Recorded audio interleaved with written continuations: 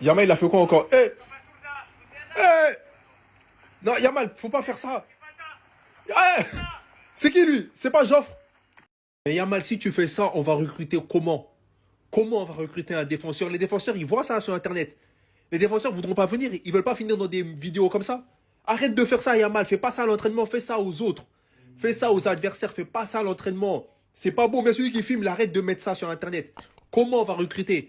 Là, on a besoin de défenseurs. Inigo, il est parti. Comment on va recruter? C'est pour ça qu'on n'arrive pas à recruter des défenseurs.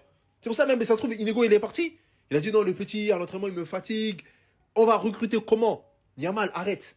S'il te plaît, fais pas ça, fais ça dans les matchs si tu veux. Ou bien Barça, arrêtez de diffuser ça. Mettez pas ça sur les réseaux. Les défenseurs, ils ont peur de venir. Ils ont peur de venir, d'être dans les vidéos. Parce que l'entraînement là, c'est 3 fois par semaine. Hein. C'est 3, 4 fois par semaine. Hein. Donc 3, 4 fois par semaine, tu peux te faire fatiguer, avoir une vidéo qui finit sur Internet. Non, c'est pas bon, Yamal. Yamal, c'est top. Arrêtez de diffuser, Barça. Ne diffusez plus les vidéos. Parce que sinon, on peut pas recruter de défenseurs. Vous avez pas vu, on recrute que des attaquants? On n'arrive plus à recruter des défenseurs. Lewandowski sera donc absent 3 semaines. Franchement, les gars, je suis dégoûté pour lui. Il devrait louper les 3 premiers matchs de Liga. Il va donc prendre un peu de retard pour le Pichichi parce que j'aimerais bien qu'il gagne le Pichichi pour sa dernière saison, les gars. En 3 matchs, il peut se passer beaucoup de choses. Peut-être que Flick aura trouvé la solution magique. Il peut être Marcus Rashford en neuf. Rashford est en train de monter en puissance. On le voit à l'entraînement, ça fait 2 fois qu'il est dans l'équipe gagnante. Composée de qui? Rashford, Rafinha, Lamine Yamal. Donc vous avez compris. Rafinha à gauche, Lamine Yamal à droite, Rashford en pointe. Et derrière, Fermin Lopez.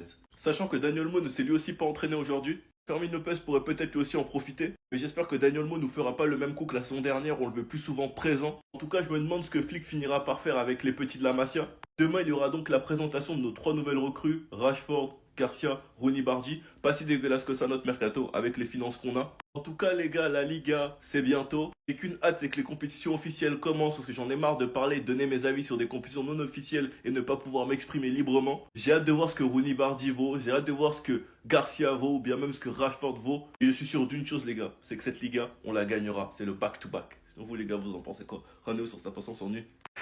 Les gars, regardez. Ça va trop vite. Oh.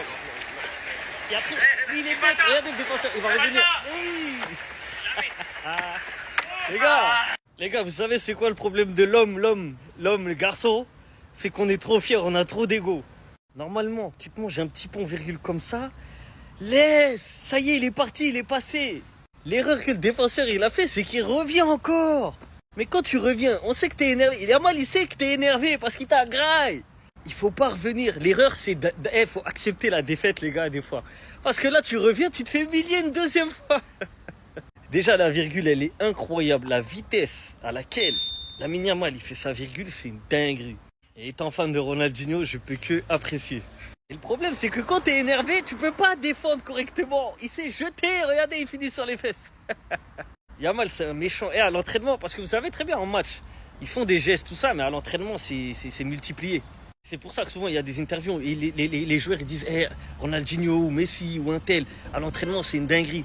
Parce ils ont encore moins de pression, ils peuvent tenter encore plus de choses et leur imagination, elle s'arrête pas.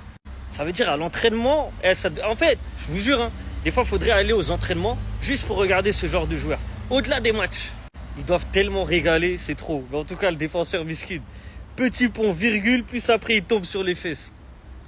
Et Yamal, c'est une enflure. Qu'est-ce que Pedri nous réserve la saison prochaine? Mais s'il y a bien un truc à retenir, c'est qu'il partira jamais du Barça. Et que Pedri soit enfin reconnu à sa juste valeur, les gars, ça fait trop plaisir. Enfin bref, cette déclaration, attendez, bougez pas, je vous explique. Pedri, les blessures, ce sont des moments difficiles à surmonter. On ne peut pas toujours en connaître les causes. Ma dernière blessure lors de l'Euro contre l'Allemagne a été un moment très difficile. Dites-vous que Pedri, la dernière fois qu'il s'est blessé, les gars, c'était à l'Euro. Et franchement, Flick, on te remerciera jamais assez car tu as ressuscité Pedri, qui n'était malheureusement pas épargné par les blessures. Et donc pas reconnu à sa juste valeur. Rafinha est très mobile pour exploiter les espaces, donc on se comprend bien sur le terrain. En dehors, on s'entend bien aussi, à tel point qu'il m'appelle Pedrinho.